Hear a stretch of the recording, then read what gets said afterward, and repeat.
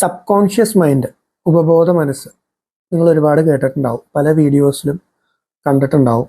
Law of manifestation, subconscious റീപ്രോഗ്രാമിങ്ങിലൂടെ നമ്മൾ ആഗ്രഹിക്കുന്ന എല്ലാ കാര്യങ്ങളും നേടിയെടുക്കാം എന്നൊക്കെ നിങ്ങൾ കണ്ടിട്ടുണ്ടാവും. അപ്പോൾ എന്താണ് ഈ സബ് കോൺഷ്യസ് മൈൻഡ്, എങ്ങനെയാണ് ഇതിൻ്റെ റീപ്രോഗ്രാമിംഗ് നടക്കുന്നത്? സിമ്പിളായിട്ട് പറഞ്ഞുതരാം.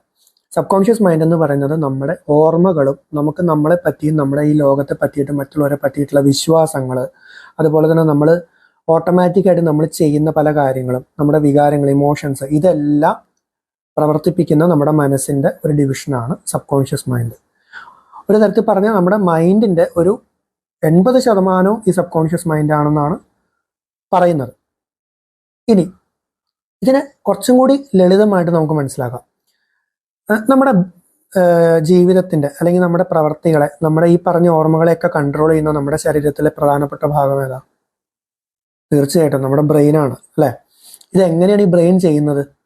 ഈ കൺട്രോളിങ്ങും നമ്മുടെ ഈ വികാരങ്ങൾ, ഈ ഓർമ്മകളെയൊക്കെ എങ്ങനെയാണ് ഈ പ്രവർത്തിപ്പിക്കുന്നത്? ഓട്ടോമാറ്റിക്കായിട്ട് നമുക്ക് പല കാര്യങ്ങളും വരുന്നത് എങ്ങനെയാണ്? ന്യൂറൽ സർക്യൂട്ടുകൾ വഴിയാണ്. നമ്മുടെ തലച്ചോറിലെ എല്ലാ ഏരിയകളും തമ്മിൽ കണക്റ്റഡ് ആണ്. ഈ കണക്ഷൻസിനെയാണ് ന്യൂറൽ സർക്യൂട്ട്, ന്യൂറൽ നെറ്റ്വർക്ക് എന്നൊക്കെ പറയുന്നത്. അപ്പോൾ നമ്മൾ റിപ്പീറ്റഡ് ആയിട്ട് പ്രാക്ടീസ് ചെയ്തുകൊണ്ടിരിക്കുന്ന ഒരു കാര്യം, ഉദാഹരണത്തിന് നമ്മൾ രാവിലെ എഴുന്നേറ്റ് പല്ല് തേക്കുന്നത് ഓട്ടോമാറ്റിക്കായിട്ട് നമ്മൾ ചെയ്യുന്നൊരു കാര്യമാണ്. ഇതെങ്ങനെ ഓട്ടോമാറ്റിക്കായിട്ട് മാറുന്നത്?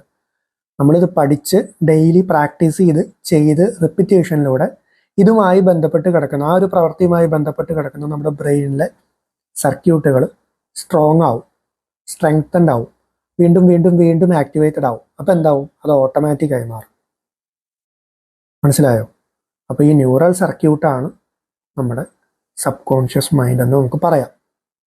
അപ്പോൾ നിങ്ങളൊന്ന് ആലോചിച്ച് നോക്കിയേ, നിങ്ങളുടെ മാറ്റാൻ പറ്റാത്ത സ്വഭാവങ്ങൾ, മാറ്റാൻ പറ്റാത്ത ചിന്താരീതികൾ, ഇതൊക്കെ എങ്ങനെ ഉണ്ടായതാ? ഇതന്നെ, ഈ ന്യൂറൽ സർക്യൂട്ടുകൾ സ്ട്രെങ്തൻ ആവുകയാണ്. നമ്മൾ അതേപോലെ എന്നും ചിന്തിച്ച് കൺസിസ്റ്റൻ്റ് ആയിട്ട് പ്രാക്ടീസ് ചെയ്ത് റിപ്പീറ്റ് ചെയ്ത് ചിന്തിച്ചിട്ടാണ് അതുമായി ബന്ധപ്പെട്ട് കിടക്കുന്ന, ആ ഒരു ഡിസ്ഫങ്ഷനുമായി ബന്ധപ്പെട്ട് കിടക്കുന്ന ന്യൂറൽ സർക്യൂട്ടുകൾ സ്ട്രെങ്തൻ ആവുന്നത്. അപ്പം എന്താ റീപ്രോഗ്രാമിംഗ്? അതന്നെ, പുതിയ നമ്മൾ ചേഞ്ച് ചെയ്യാൻ ആഗ്രഹിക്കുന്ന രീതി എന്താണ്, എന്തിലേക്കാണോ നമ്മൾ മാറാൻ ആഗ്രഹിക്കുന്നത്, ആ പുതിയ രീതി പ്രാക്ടീസ് ചെയ്യുമ്പോൾ അതുമായി ബന്ധപ്പെട്ട് നമ്മുടെ ബ്രെയിനിൽ ഡെവലപ്പ് ചെയ്യുന്ന ന്യൂറൽ നെറ്റ്വർക്ക് എന്താവും? സ്ട്രോങ് ആവും. വീണ്ടും വീണ്ടും ചെയ്യുമ്പോൾ ഓട്ടോമാറ്റിക് ആവും, ചേഞ്ച് ആവും. സിമ്പിൾ.